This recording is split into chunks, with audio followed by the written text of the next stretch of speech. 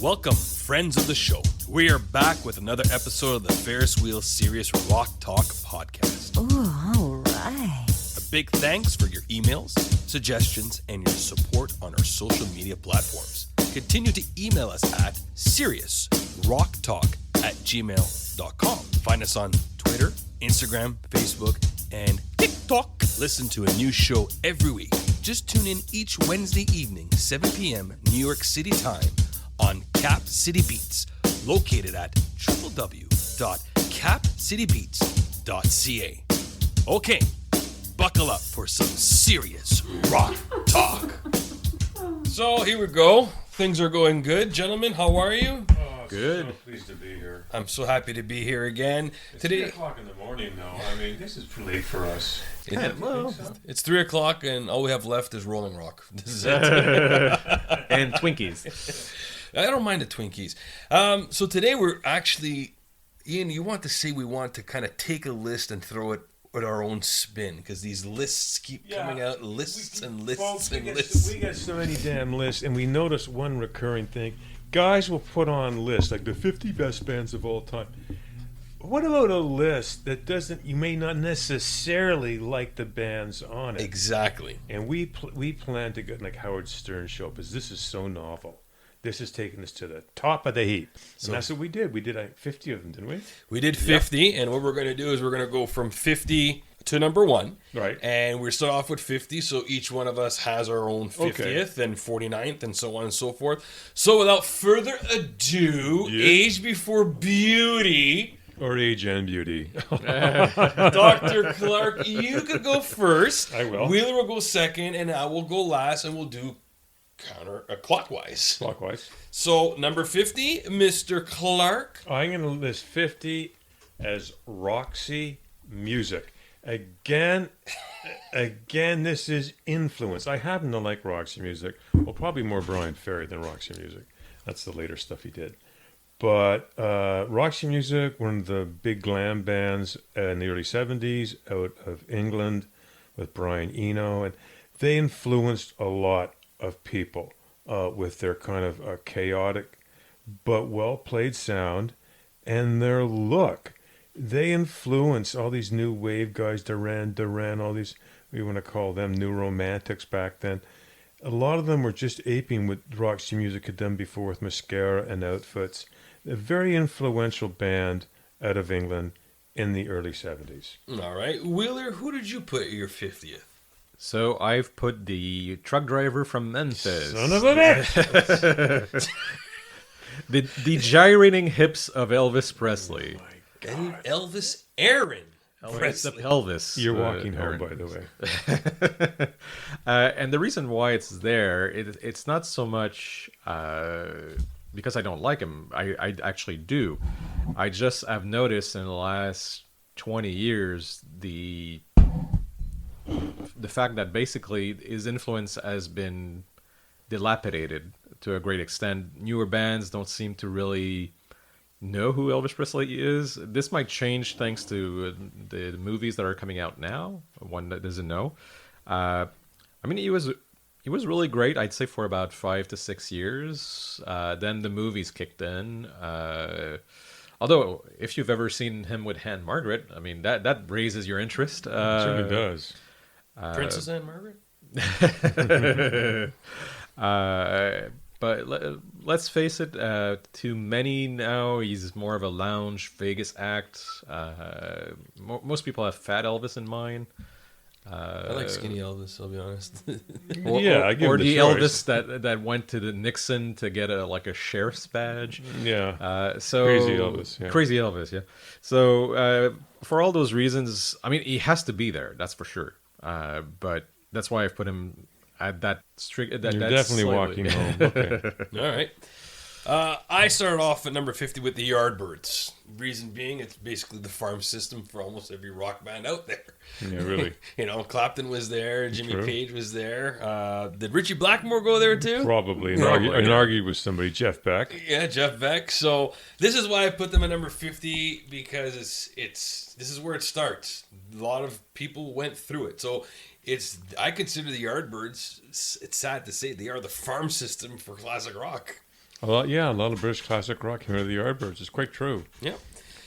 So 49. 49, I've got Johnny Cash, and Johnny Cash, I think, is one of those guys who had a huge influence from the look. He started off as rockabilly out of Sun Records with Jerry Lee Lewis, Carl Perkins, and the aforementioned Elvis Presley, and of course he ended up a huge country star, and he was influential all along the way with his kind of the original Outlaw with A Boy Named Sue and his live album from Folsom Prison. And he influenced a lot of people. I can't even argue about that. It's just true. It's there. The Man in Black. All right. Wheels? 49, I've put Roxy Music, and I don't think I can be as eloquent as the Good Doctor. Kind of you.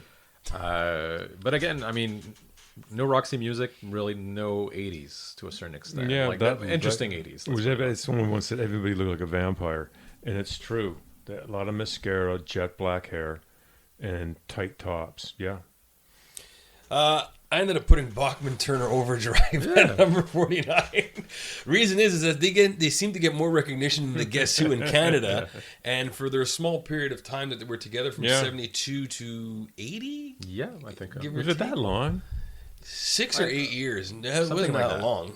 My God. Yeah, so Fred Turner and not Fred Penner, Fred Turner and Fred Penner's something else. and Randy Bachman. I find they kind of open up the gateway of music, of Canadian music from 2006 today. The influence that they gave to guys like the Sheepdogs and Nickelback and Yeah, all these Oh, yeah. guitar-driven bands. guitar-driven bands. So, Sure. and it's kind of weird that they actually get more recognition than the Guess Who, which is still boggles my mind. That's really irritating. Like, that's just unbelievable. Because they, whenever they talk about Bachman, they hardly mention the Guess Who. They always say Bachman Turner Overdrive. Yeah, I know. I saw that recently in press reports where, incredibly, Randy Bachman was reunited after 50 years with some bloody guitar he lost or had stolen. Oh, yeah. Who cares? 46 years. I remember with their New Year's Eve show, and you're like, his stupid, who cares? Really? Well, he talked about. I think it's due to the fact that he talked about it for how long was this show on the CBC for? Like 10 years. Vinyl Tap, yeah. And the truth is, Ian had it in his basement. I didn't know he wanted it back. I would have given it to him for $1. What else do I that's have? what was holding that table in your basement. Yeah, really. 48, Ian, what do you I got? have Radiohead there. Tom York, really? Yeah, I have Radiohead there for two reasons. One is the mix on the music. I'll mention this later on when I talk about some Euro bands. The mix on the music was, I thought, sounded novel, sounded new. Just the crunchy guitar, everything sounded new. And the second thing was, Tom York, the attitude they had influenced people. They were a big band for a short period of time. And I know they come and go, they still around in different magnitudes. But they were influential with the production of their albums. All right, 48, Wheels, who do you got? Bryan Adams, the Canadian Bruce Springsteen to a certain extent. Why is he on there? Well, Bryan Adams hasn't really released a bad album ever in his career. He hasn't released just great ones, but there's never been a really bad one. Well, He's a constantly good singer. He sounds the same as he did 40 years ago.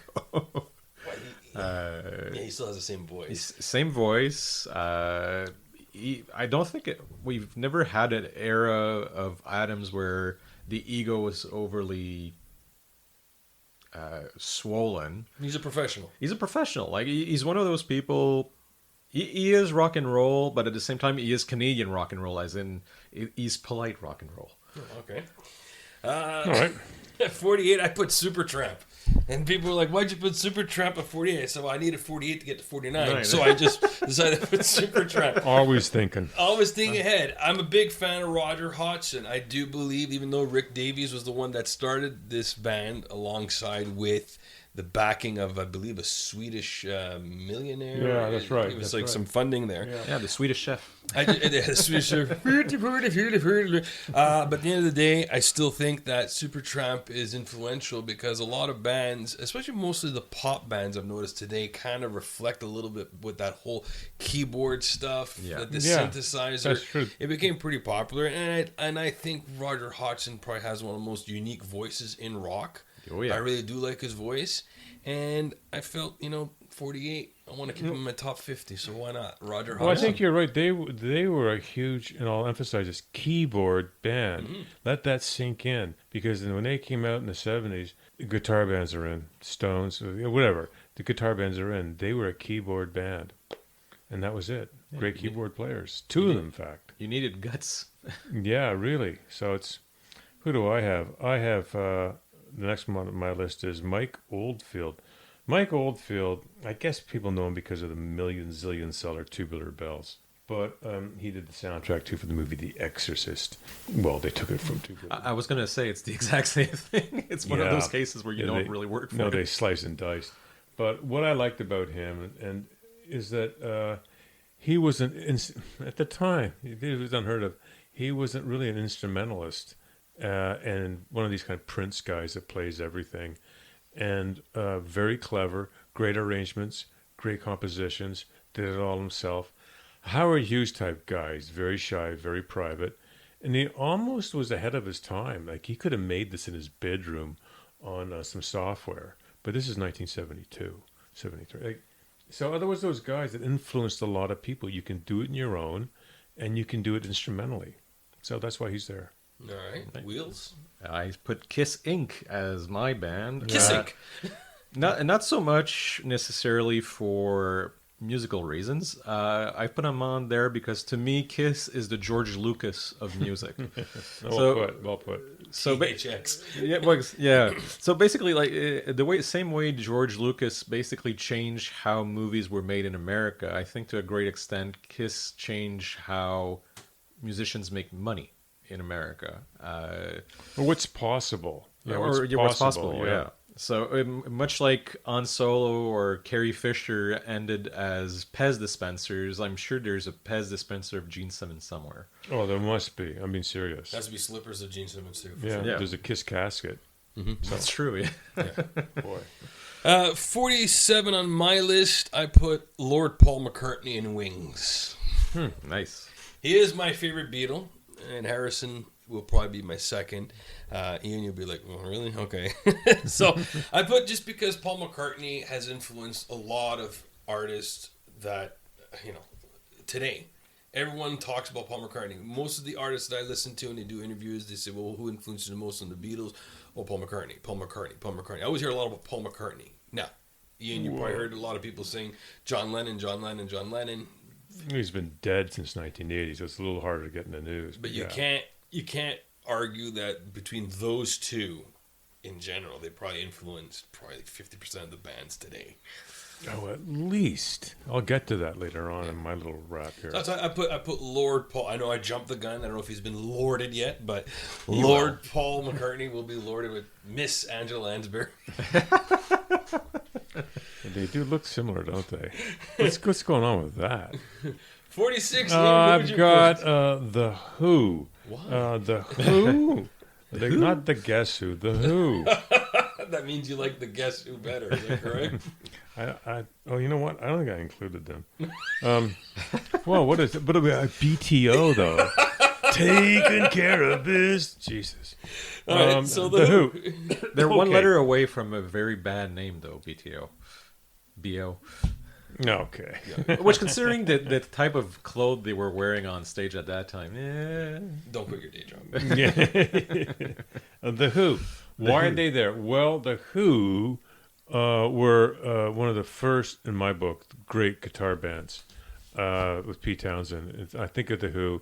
I think of Power Chords, like 1964, 65.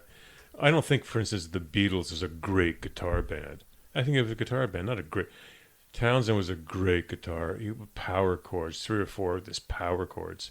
And He's a freak of Yeah. nature. Like Leo with the guitar, he's just a freak. he's really good at it. Yeah. And so that really came across in Stadium Rock. in the 70s. And that's why they could do a classic like Live at Leeds, one of the best live albums ever made, because they're power chords. He's just fanning. He does this windmill thing. There's no subtlety to it. And he influenced a lot of people with that. That's why he's there.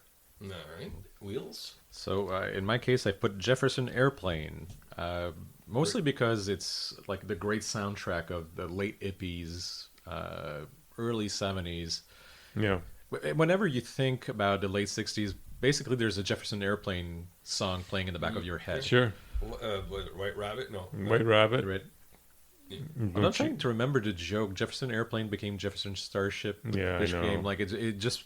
Yeah, it was bad actually. Yes. So I'm thinking just Jefferson Airplane, not what No, they would not the become Starship. eventually. All right. 46, I put actually George Harrison, given for the fact that a lot of the guitarists that I look up to were heavily influenced by Sir George. I don't know if he was a Sir, but Yeah, well, no, they all were. I think. a Sir. No, he never got it. Neither did Didn't John. they get all the medals? No, John never got it either. Oh, I thought they all got it. And I also No. put George Harrison on the list just to piss off Ian because I know how he feels. Yeah, I have a little problem with George Harrison as a composer of great music, but if there's 4 or 5 good songs, but come on. Something in the way she moves. Is it the Krishna thing that just gets on your nerves? Oh, the Christian, I'm not big on the Christian, I'll be honest. I didn't like because he went a little too far out. I think a buddy of mine, Dylan, said when he got too religious, it wasn't. No, And I yeah. agree. Yeah, I know. But I kind of like his other stuff. Like his later stuff, the stuff with the Wilburys is pretty good. Cloud yeah. Nine was all right. All Things Must Pass. Sure, it's a good album. It's friggin' long. I don't know why you needed 3 vinyls, but whatever. I only know. listened to the first one, and I call it a day. So, go ahead, Ian. Okay, 45. I got Neil Young. I want to be a singer, Dad. Called up Crosby and I called up. Yeah. Neil Young, I think he's influential because basically he's had this garbage man thing going. You know what I mean? Since the beginning.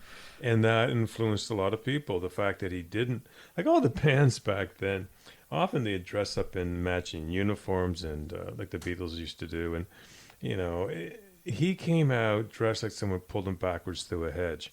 And that's just the way he's always been. So, plus, it's reflected in his vocals. He's not in key half the time. He doesn't seem to care. And his scratchy lead guitar is so irritating. But it's all organic. It's all Neil Young.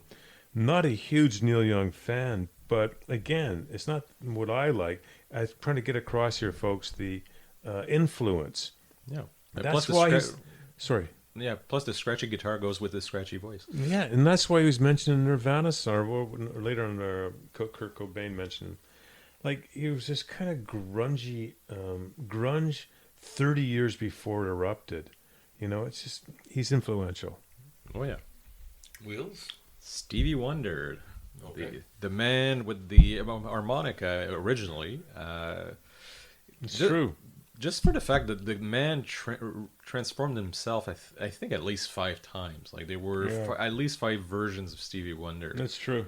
And if you get to the 70s, he explodes. Like there's these 4 albums that just revolutionize what people thought of as music, as rock music.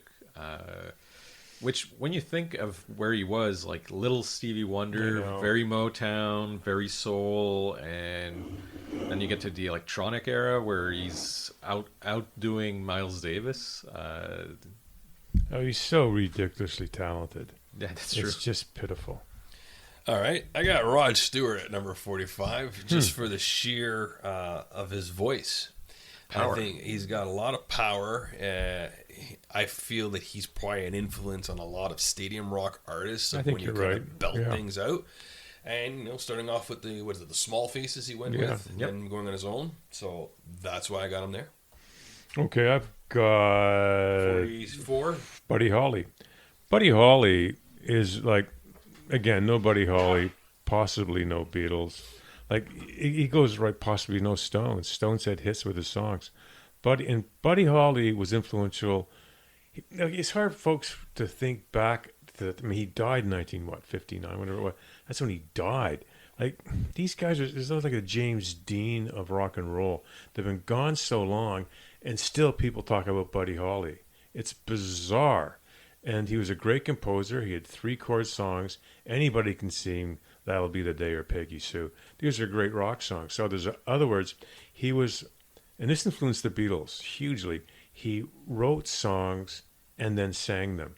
I know everyone does today. They didn't do that in 1958, 57. That's brand new for 57. Because he had all these guys, Everly Brothers, Elvis Presley, no one wrote their own material. Buddy Holly wrote his own material. It was a freakish development, a singer-songwriter. In 1958?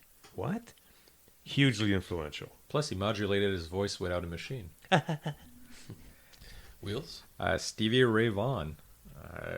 Double trouble? Well, I mean, it's just the man. You might not like his music, but you have to admire the technique. You have to admire the sheer Super gifted. The audacity of the guy. Not much can be said. Unfortunately, he passed away way too young. Way too young.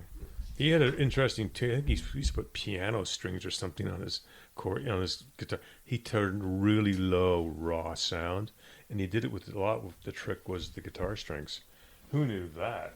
But yeah, hugely influential. I got Eric Clapton.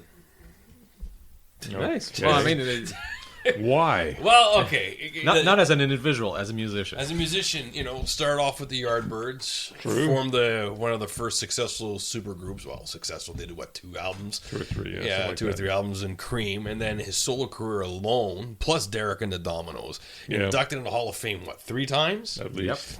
Writes songs. Not a nice person, apparently. Right. It's difficult. Difficult man to deal with, but at the end of the day, influenced a lot of guitarists that I look up to today. So He a lot did. of stuff is stuff that I look up to, and I have to reflect back of where they got their bearings. And let's admit it, he is a key part of classic rock. He really is. I mean, he made it really cool to be a lead guitarist. That's why there's all this Clapton is God. The reason that happened is because he was the first focal point. Before then, no one spoke about Elvis's guitar player, right? It was Elvis Presley. Suddenly this guy, he wasn't even singing a lot back then. Clapton was God because he was a lead guitarist. Anyway, my next one is Aretha Franklin. Aretha Franklin is one of these people who joined the church to rhythm and blues, to soul.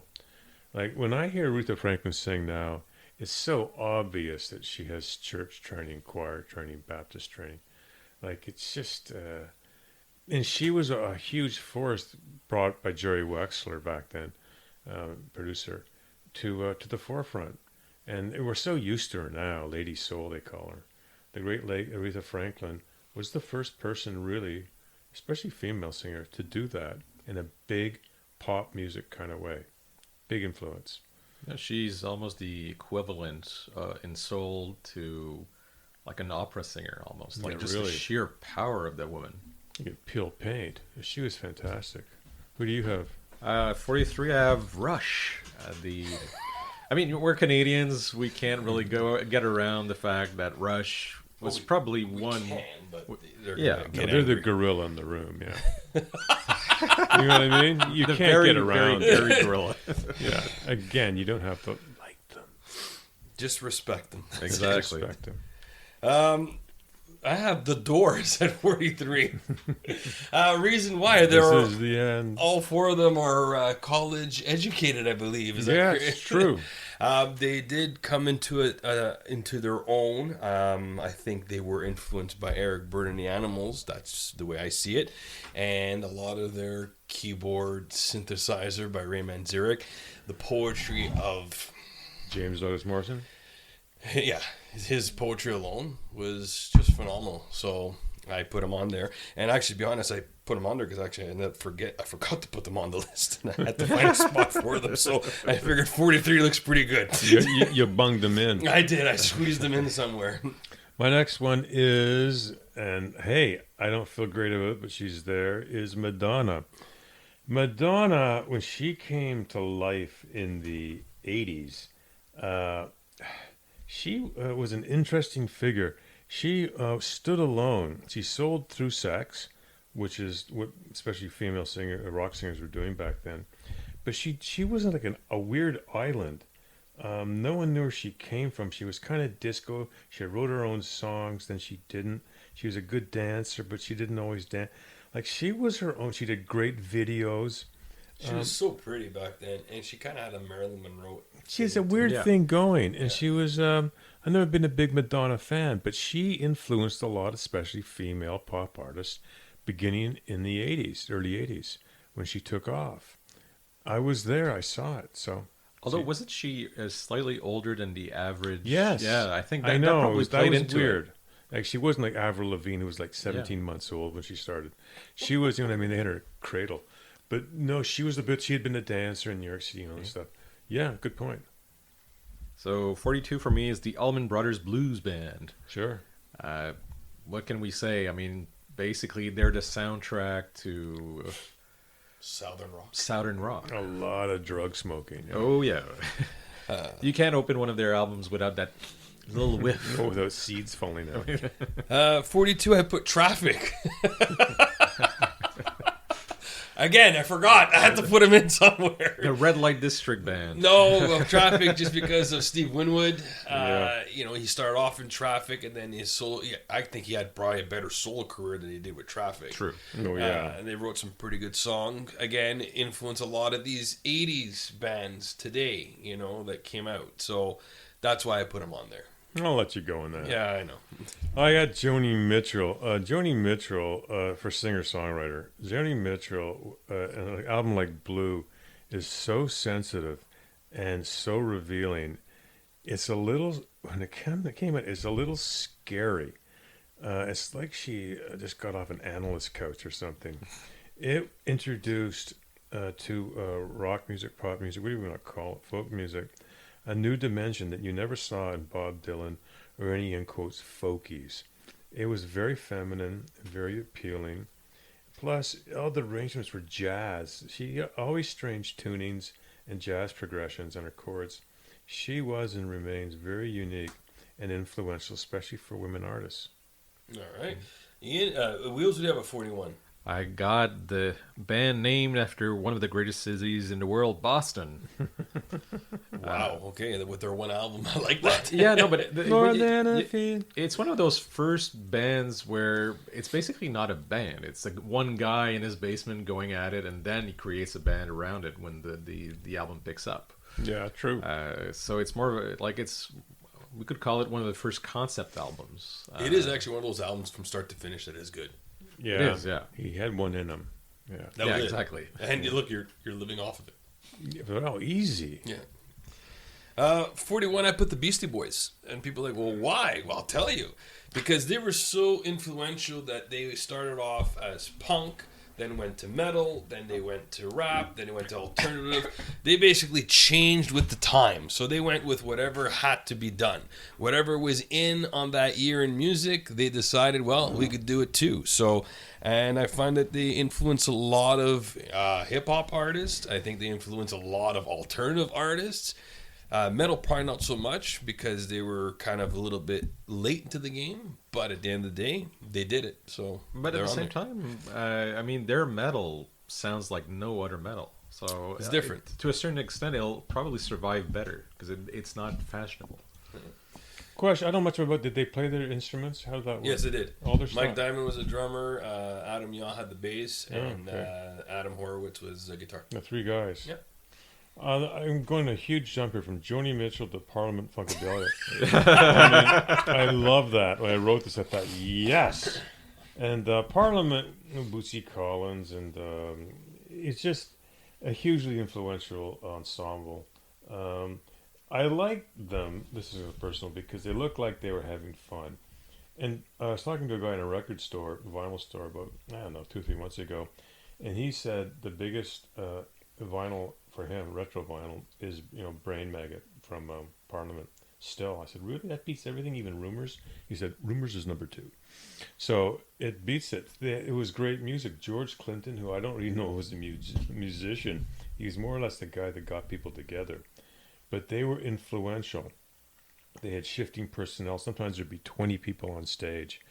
Like they were like this weird, almost like a 1960s Rolling Thunder thing, where anyone came and go. could come and go rather, and out of it came a few great albums. So yeah, influential. Yeah.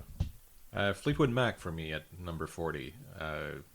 Or as they put it now in memes on the internet, Taylor Swift, Hold My Beer. No, really? A woman who writes breakup songs when her ex has to play them in the background. I know. So let's face it, Fleetwood Mac, it's almost, you can't talk about the 70s without Fleetwood Mac. Impossible. That's impossible. Everybody had Rumors, I think, in their collection back in the day. Yeah, I did. I do. I have it. You can go to It's a party. great album. Yeah, exactly. No, it was one of those albums from start to finish. Yeah. Every song is strong. It's true. Number 40, I got Foo Fighters. Why? Because they took the garage and they brought the garage with them when they went on tour, because that's what they are. They are the iconic garage band, and they're the garage band that has just, for 25 years, have gone up, up, up, up, and there is no, right now they're probably a little bit of hiatus, just given to see what they're going to do with their drummer situation. Obviously, the passing of Taylor Hawkins, that's still... What do you think they're going to do? I think Chad Smith offered to help out. Oh, really? Yeah, and I'm okay with that because I love Chad Smith as a drummer. I know that Chad Smith is actually doing drumming with Bryan Adams also. So it just shows that Chad Smith, you could tell who he respects in music. And obviously, why would you not respect guys like David Grohl and Bryan Adams who have been doing this for a long time? Chad Smith is good. I'm okay with that. He said he would finish off the touring with them just to kind of do it, and that's okay because he's a great drummer, Chad Smith, and at the end of the day he's actually a genuinely good human being, you could tell. Yeah, he does a lot of charity work. There's a lot of charity work, and the fact that when you get asked, it shows that artists that are a little bit bigger than you respect you, and that means a lot because you look at drummer sidebar here, drummers like Hal Blaine, Kenny Aronoff, they always had jobs because people respected them. So you know what? Hey, I respect Hal Blaine. You've been doing this for X number of years. I respect Ken Aronoff. Come on, do some work. So it's kind of cool. I know when I saw Chad Smith also doing some of Bryan Adams, I'm like, yeah, I'm all right with that. That's good. I like Chad Smith. I respect him. He's in my top 10 for drummers, 100%. So I'm okay with that. Okay. Yeah. Mike's on 39, and mine is Earth, Wind, and Fire. Do you remember the 35th days of September? Yeah, Earth, Wind, and Fire. Okay, this band is influential. Huge. In fact, they used to refer to the Earth, Wind, and Fire horn section. Used to hear this all the time in the 70s. And they would travel almost as a unit. They had two great things. They had this horn section, and I think with Maurice White, de facto leader, they had a great arranger. And that's why, we can sing a song like September, which is like 300 years old. It'll be sung forever. And they had a whole bunch of songs like that. And they were very influential. They were professionals. They weren't hacking around. I mentioned, Parliament earlier. We're probably hacking around a lot. They were fun. I never thought of Earth, Wind, and Fire as fun. I thought them as precise professionals that would open up like a huge room in Vegas type of thing. They were great. Influential in terms of arrangement and productions. Yeah, I'd call them like the symphonic orchestra of the 70s. Almost. Yeah, they were huge. I mean, you call up the horn section, they would come in. And their drumming is very, obviously, as I'm learning, I've been learning the song September. My drum teacher says, if you notice, it's very clean. Yeah, it is. Every beat They're is known clean, for that. and it's very fast. Yeah. So when you start off, you after the first 9 seconds, it's bass, bass, bass, bass, and then you have to, hi-hat, hi-hat, hi-hat, hi-hat. Then you have to fast hi-hat, hi-hat, hi-hat. So it's very, very clean. Wheels. Yes. So at 39, Nirvana, because let's remember where rock and, just general music was in the late 80s. It was grim. It was commercial. It was derivative. Like the excess of keyboards was just driving people mad at that synthesizer. With the keyboard guitars, like air metal. That was sad. These guys just brought rock back on the tracks to a certain extent. To me, I agree with that. And I mean, no Nirvana, no grunge, no 90s. Yeah. I put Prince, 39, on my list. Influential artist in the sense of his lyrics and his music style. Went from pop to kind of some rock, then did some different types of sounds. Towards his later stuff, I wasn't really a big fan of, but hey, he is Prince. He could do what the hell he wanted. He wrote a lot of songs for a lot of artists that we know today. Joan Osborne is one of them. You know, God is one of us. That's a Prince song. So just a small little tidbit of trivia. So why not? And we're gonna have Prince songs coming out of the vaults for the next 60 years. We'll never get away from him. He was insanely. When Miles Davis calls you a genius, that says something. Miles Davis was not known for compliments. No. He called a genius? He already wrote these songs way before, and he had them just to, I guess, how do you call it? He was just prepared. He just had them writing whenever he felt, I'm going to read this one. Yeah, I'll take this. No, and release it. Yeah, he was probably a genius of some kind. And he sang them. He could dance, arrange. Like, what the hell? I've got Leonard Skinner. Leonard Skinner was the first big, I think in my book, Southern rock band. They epitomized Southern rock, what they sang about. Like, we're going a long time ago. This is 70, early 70. They came when they really hit their stride. And people forget them now. And I know there's reunions, and I know there was the plane crash and all the rest of it. But go back to some of the early stuff with that heavy, trebly mix on their guitars, and what they actually sang about. And they were a huge, on Southern rock, and in turn country and Western. So huge, big influence. So number 38 for me was Buddy Holly. Sure. Just to add what the good doctor said, we're talking about a guy who passed away in the 50s. Was there, what? We can't even say 3 albums. There were not mostly really. 45. I think he was like 22 when he died. He was 22. And he's so young. When I was a teenager, I remember there's a song about him that comes out right smack in the middle of the grunge era. That sound, I think it was Weezer. Oh yeah, yeah. Weezer, and it sounds like a Buddy Holly song. Yeah, it does. And it becomes a hit in I the know. the grungy '90s, which goes to show like the sound of Buddy Holly will probably live on forever. It's the simplicity of the songs or something. I can't put my finger on the magic. You know. Oh, well, for 38, I got Michael Jackson, King Sure. of Pop. Influential. He went with his brothers. No, they all suck. He didn't. And look at it here. Tito. You know, but also this guy was able to attract 2 of the most, in my view, iconic guitars to tour them, / Eddie Van Halen. Mm-hmm. Can't go wrong. And had one of the greatest producers ever, Quincy Jones. Quincy Jones. Yeah, you really can't go wrong, can you? What do I have? I got Creedence Clearwater Revival. For about 4 or 5 years, John Fogerty could do no wrong. I mean, maybe a little bit less than that.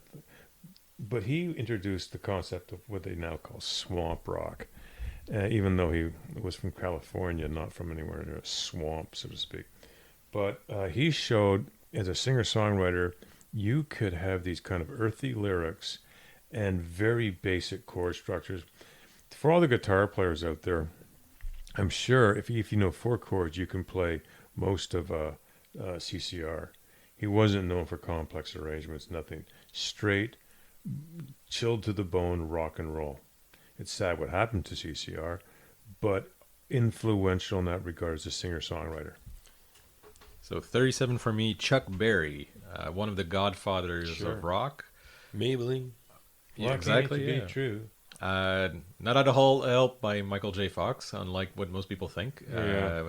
But horrible human being, but brilliant musician. Yeah. Toured, I think, until 6 months before he died. Endlessly. Endlessly. He's a machine. And unlike a lot of people, he actually understood that people just wanted to hear the hits, and that's what he toured with for I 50 know. years. I know. You have to admire just the sheer tenacity of that. My little story with that, I was listening to Bruce Springsteen interview one day, and Springsteen, when he's with the E Street Band in the early 70s, they backed him. Like, what he would do is, first of all, you had to pay him in cash before he got on the stage.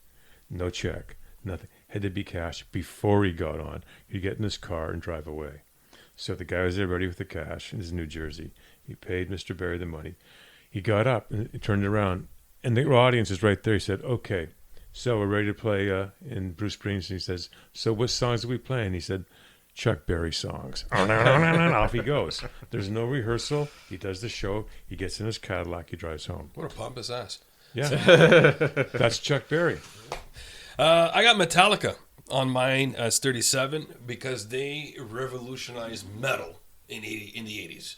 They came in with a different sound, a different hard hitting note, and again, like I said in our earlier show, they are now relevant again due to certain things on Netflix, TV, like yeah. Stranger Things. So now Master of Puppets, the radio is playing it again, and it's like I said, it's bringing in new fans. I think, to be honest, Metallica has never been irrelevant in my opinion, just because they've always been around. They've always been, either they're doing something for activists or either doing something at a hockey game. They're always there, and they're still going with their music. They're not really writing any new stuff, which their last album was okay, but they still continue with their previous stuff that made them who they are, and that's why I put them there. Okay, my next 36 is Santana. Carlos David Santana. Santana, you'll see in the film Woodstock in 1969, were the guys that crossed over and they brought Latin rhythms and sometimes lyrics into the rock mainstream. That was brand new. Had never been done like that in a big way. Just for that, I won't go into his guitar playing, just for that, hugely influential. Plus, I think he took the brown acid at Woodstock, I think. Yeah, I know. Bad mistake. Yeah, so apparently he saw his guitar as a snake and he still went on. You just gotta have a admire good that. presence of mind to get through that. Exactly. Number 36 for me is the Grateful Dead, which are, to me, the spirit of the 60s made into a band. These guys, they're not rich. They toured forever. Oh, yeah.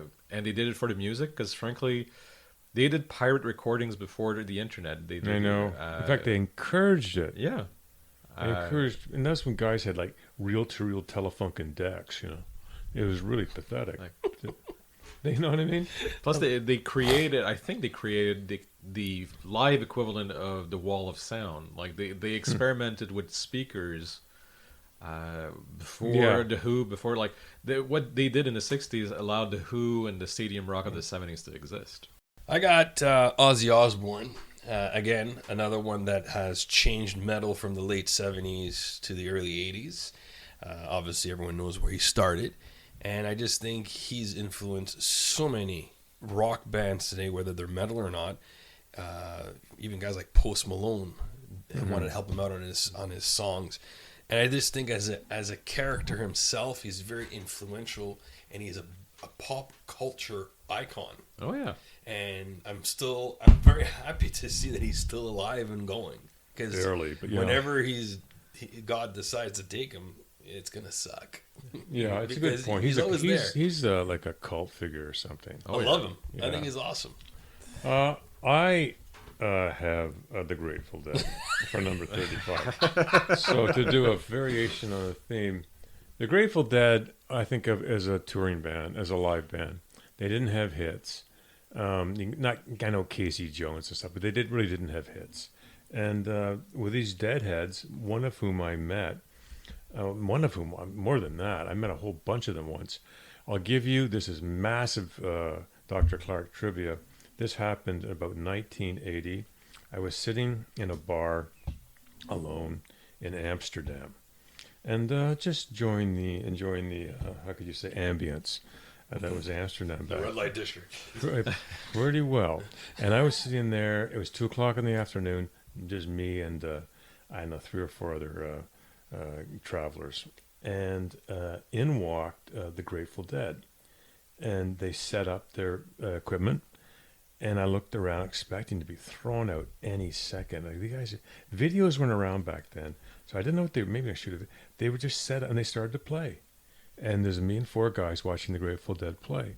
And I'm looking around, waiting for this big hand of the law to float over my scalp and physically lift me up and dump me in a sidewalk. It didn't happen. Within half an hour, the place was wall-to-wall people. And I was at the front, squeezed in, with my little cigarette and beer, looking at Jerry Garcia and Bob and all these guys playing away. To this day, I don't know what that was about. An extended sound check. They played for about an hour and left. And I kind of do walked out slowly. That was it. True story. Nice. Yeah. My number 35 is Eric Clapton, and I don't think I can be any more eloquent than Mr. Kennedy. Well, So I'll pass you the. Pass the torch.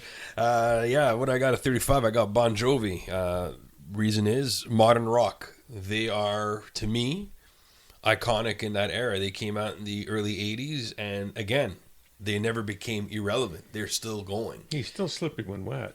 Yeah, and I don't know. He still sells out.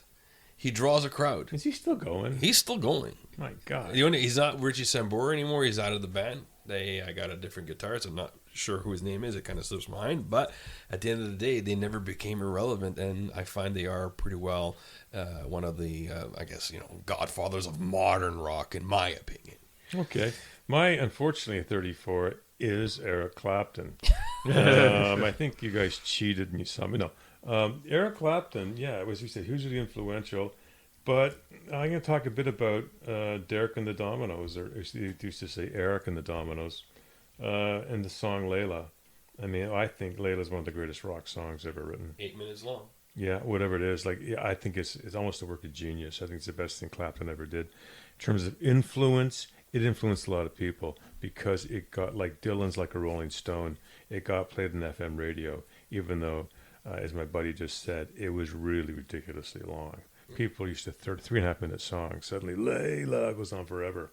So he's there even for that small reason. Although you have to put it in context, like FM in the 70s, you could put on like an entire face A of an album and they didn't really care. No, in fact, I heard of people taping them off because they'd say Steve Miller, Flies Like an Eagle, side A, click, on go the recorders. My 34 is Santana. To add to what the good doctor said, I think it's also just as a technician, he is amazing, and he's been able to stay relevant to a great extent since '69. Which is incredible. Which is incredible, because when you look at him at Woodstock, you're like, oh, this guy's going to be dead in about 3 years. I know, he's still going with Smooth and all these kind of... Yeah. Now he's just still going at it, and he's still a great influence, and he's almost the godfather to I don't know how many musicians that have gone on the scene. Yeah, it's true. He's a great teacher.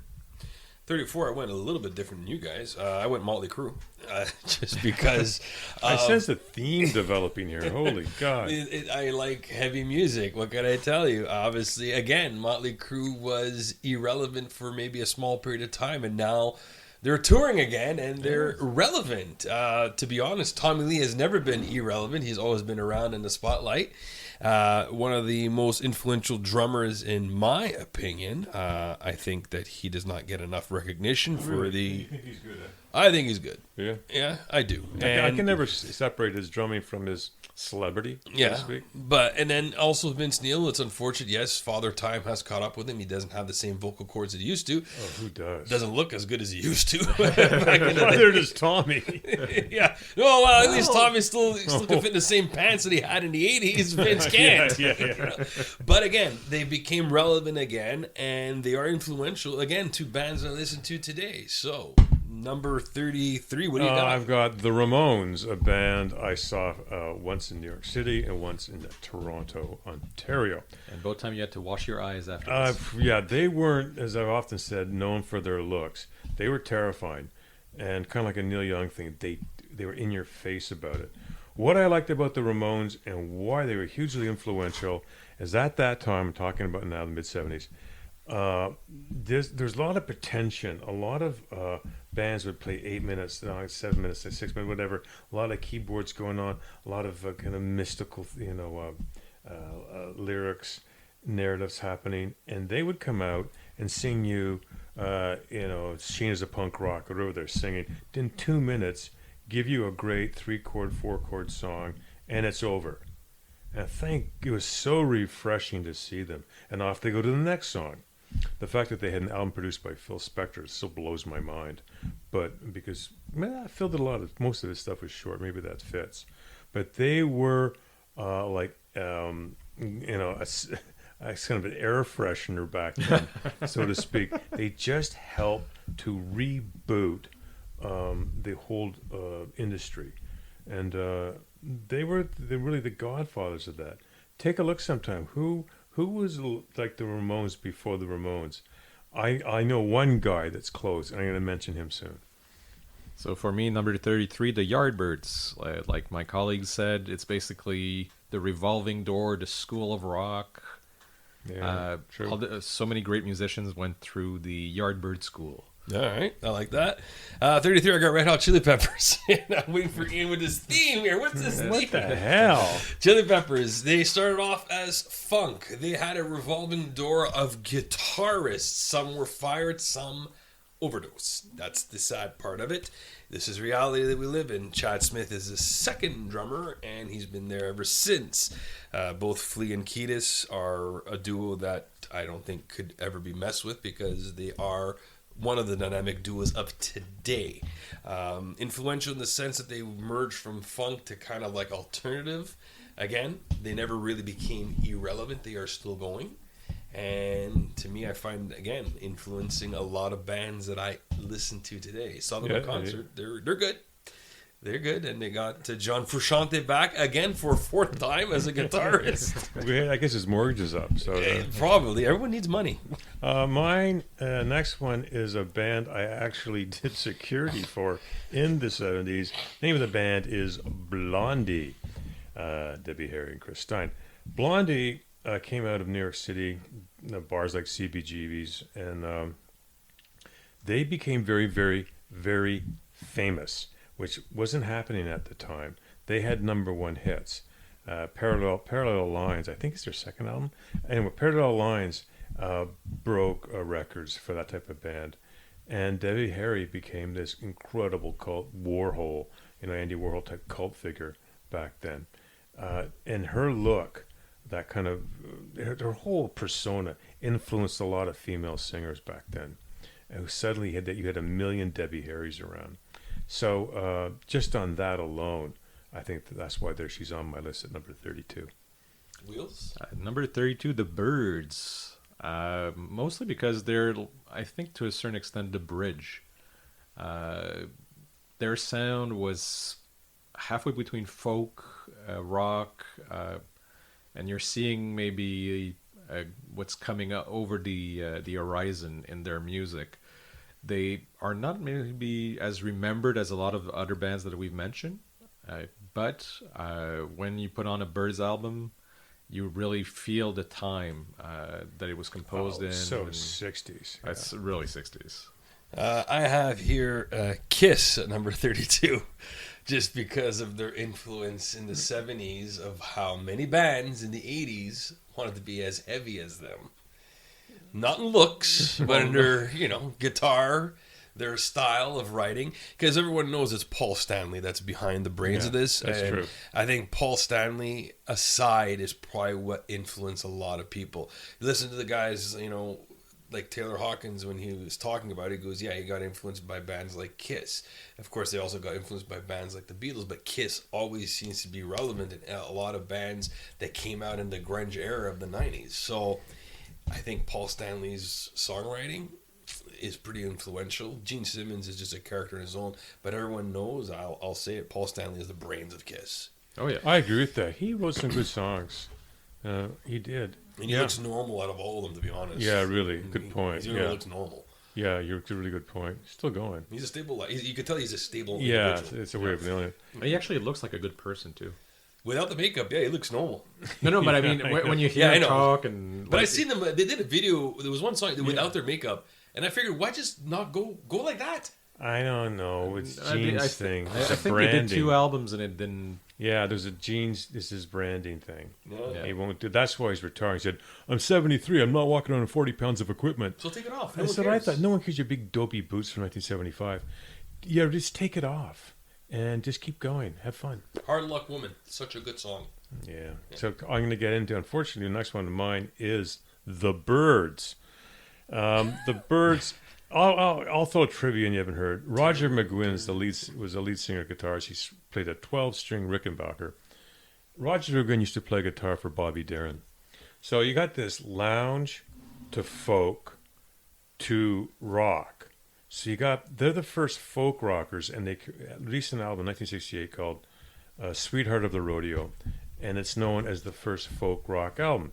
No Sweetheart, no Jackson Browne, no Eagles. Dr. My Eyes. Dr. My Eyes, yeah, really. And they're all out West Coast. I don't know, almost like country, light country stuff. Goes back to the Byrds, 1965, Mr. Tambourine Man. So Next, Wheels. Supertramp, for more or less the same reasons that you mentioned. Plus, I mean, again, I mean, like Fleetwood Mac, Supertramp, they are the 70s. I mean, they are the soundtrack to the late 70s, early 80s. Could we blame them for the keyboard overdose that we're going to get in the 80s? Maybe. But it's just up to other bands not to try to copy something that's not really easily copied. Supertramp was a unique sound. true. Well, that's good. That's why I put Rush at 31 to appease the Canadian audience, because they say, hey, you don't seem to like them. I never said that. I said I respect them. It's a big difference. I have a couple of albums. Yeah, did they do anything different in Prague for Canada? Yes, they're not Pink Floyd, so you can forget that. They don't even come close. But they have been, I guess, influential for a certain generation of fans, and a lot of people really think Neil Peart is the be-all, end-all of drums. No, he's not, because he's a show-off. 36 pieces, you don't need that many. He had the keytar on a drums, I believe, so there's all that. But yeah, heck, you know what? I'll use your quote, Ian. They are three talented musicians. They're very gifted musicians. Exactly. You don't have to like the music. You don't have to like the music. Just respect it. I do have Moving Pictures twice. I have the 40th anniversary reissue. It's a white album. I've isolated Geddy Lee's vocals to peel paint in my basement. I just turn it up and strips come off. It's like Neil Young on Helium. Oh, man. I think it'd sterilize you at 30 meters. I have next Jefferson Airplane. Jefferson Airplane, yeah, it's a sound we mentioned earlier, soundtrack of the 60s. Pickup, I have just bought Surrealistic Pillow on vinyl, and it is an amazing album from beginning to end. It is so 60s. They had this kind of interesting production where things sound spacey and hollow and very druggy. And after they came out with that in, 66, 67, it influenced a lot of music across the Western world. Huge. Wheels, number 30. So to me, that's Foo Fighters. Foo Fighters, basically, to me, they are what grunge would have become had Kurt? not only if Kurt had survived, but if it hadn't burned out in the mid 90s. Like all these great grunge artists all burned out in the early 90s.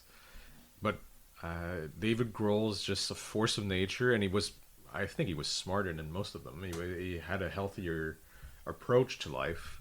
Yeah, I think so. And he's Chris Novoselic is still living. Well, exactly. Well, yeah. And they've evolved. Is. I mean, you when you listen to the Foo Fighters, you know, like if you put a Foo Fighters album on, you know it's the Foo Fighters, but at the same time, it doesn't always sound like the same album. Like a lot of these bands, sometimes they don't evolve. They've evolved, but they've kept, like, there's this little atomic kernel or something. Kernel of Foo Fighter-ishness in their music, and it just survives every iteration.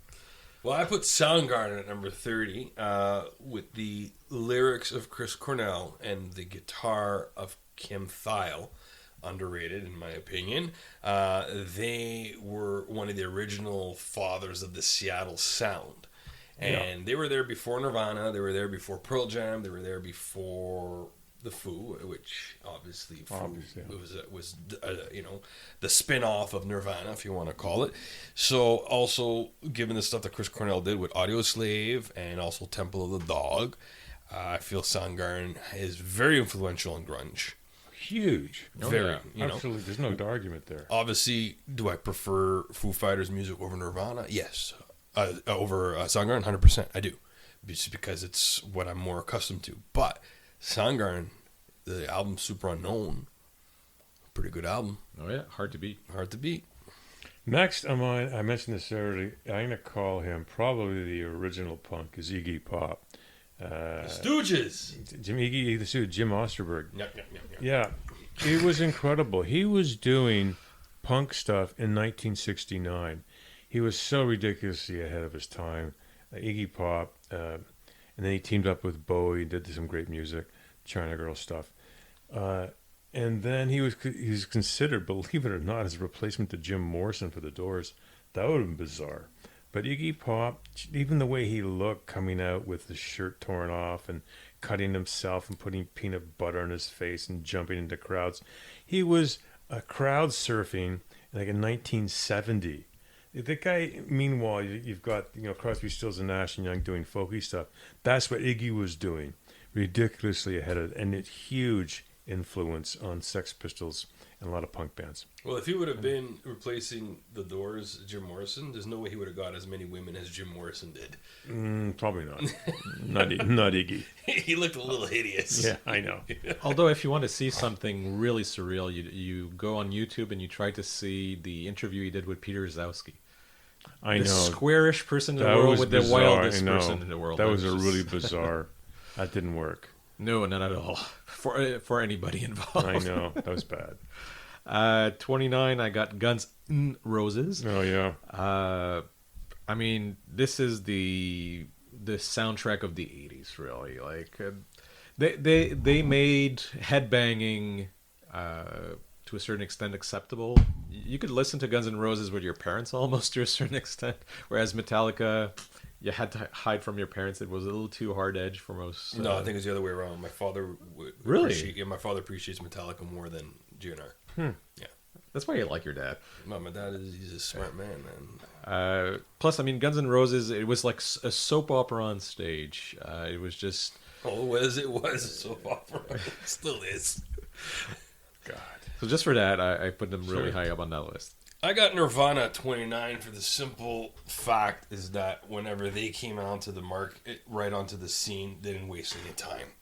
They just got out there. They maybe did one or two lineup changes before they had their big album of Nevermind. And again, it's that small period of time that they were around has influenced a lot of people. So they basically was punk to grunge to what the new hard rock is today. And at the end of the day, again, that album Nevermind, it is an icon. It's a they call it a cult classic of those albums. It is something that you should have in your top 100. There's no doubt about it. And again, with that small period of time that they were around, they've influenced and accomplished so much. And it's a shame that he died so early and so young. But this is that whole going back to when we did the 27 Club, Ian. It was inevitable. It was inevitable. And I guess it was a collision course because it was with Courtney Love. Same thing when I said with Sid Vicious and Nancy, it was a collision course from the start. It sucks. Sad to say. But this is... No, it was a huge album. For those of you who weren't cognizant of rock music back then, it was a game changer, Nirvana.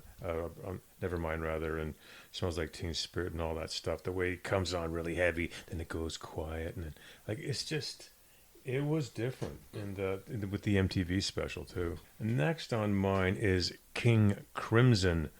King Crimson was still is in a way, the prog band from the late 60s. I'm sorry, in England. And they had a big album called Court of the Crimson King. And it was hugely influential. It got a lot of people interested in prog music. I'm not going to take too much time up right now, but Robert Fripp and these guys, and great musicianship, very influential album and band. Super. So number 28 for me is ELO, Electric Light Orchestra. Basically Jeff Lynne. Well, yeah, exactly. Jeff Lynne and the backup band. Pretty well. I mean, again, it's one of those bands you put on a record and it's them. It's the unique sound, and unlike a lot of bands in their era, I think pretty much everybody liked ELO. Yeah, and they had ballads, like they had disco. Evil Woman. Evil woman. No, I agree.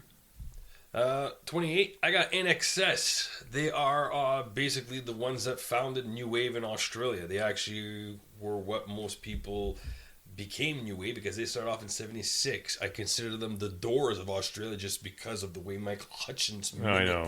That's true. It's just... Son of Morrison. Yeah, like literally, Yeah, again, good-looking guy, had the look, had the hair, Had the leather. and unfortunately passed away tragically. Yeah. Same with Jim Morrison, had the look, had the leather, Yeah. So to me, they are the Australian version of the Doors, and they are, to me, the forefathers of New Wave, because I think New Wave kind of derived in Australia and it was brought over to England and then came to the States and North America. Yeah, they're like funky new wavers. Yeah. The only New Wave band I can think of in Canada would be Platinum Blonde.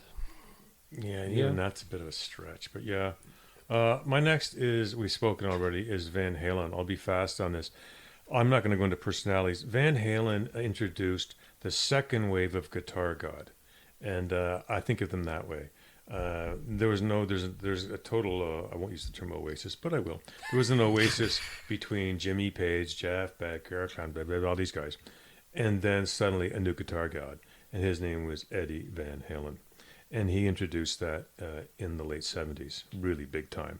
He was the second wave of Guitar God, and he was their leader.